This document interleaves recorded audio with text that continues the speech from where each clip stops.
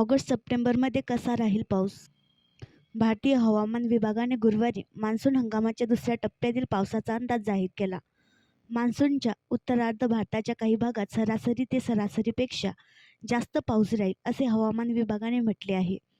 दक्षिणेचा मध्य भाग आणि लगतचा उत्तर द्विकल्पीय भारत, ईशान्य लगतच्या पूर्व भारताचा भाग तसेच वायव्य आणि दक्षिण द्विकल्पीय भारताच्या काही भागामध्ये सामान्यपेक्षा कमी पाऊस पडण्याची शक्यता आहे. हवामान विभागाचे म्हणणे आहे, मान्सूनच्या दुसऱ्या टप्प्यात 106% जास्त पाऊस पडेल असा अंदाज वर्तवण्यात आला आहे. संपूर्ण भारतात पावसाचे प्रमाण सरासरीपेक्षा जास्त असेल, असे हवामान विभागाने म्हटले आहे.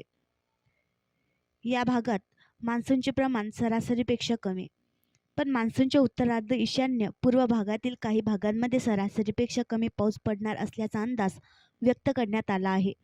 हवामान विभागाच्या माहितीनुसार जुलैमध्ये भारतात सरासरीपेक्षा 9% जास्त पावसाची नोंद झाली आहे.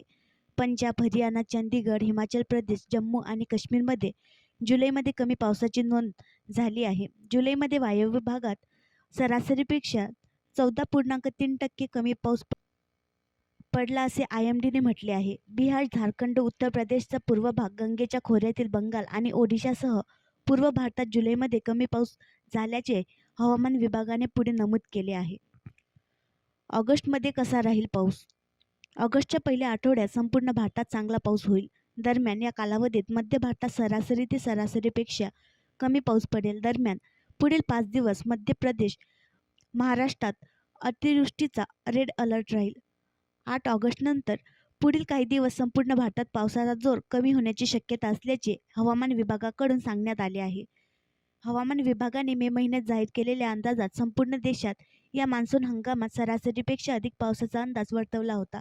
यंदा दीर्घ कालावधी सरासरीच्या तुलनेत 106% पाऊस राहील, असे सांगण्यात आले आहे.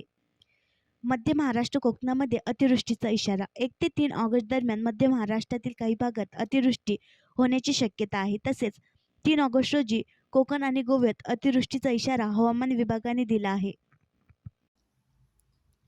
आणखी नवीन व्हिडिओ पाहण्यासाठी आमच्या देशमुख एक्सप्रेस न्यूज चॅनलला सबस्क्राईब करा, लाईक करा आणि शेअर करा.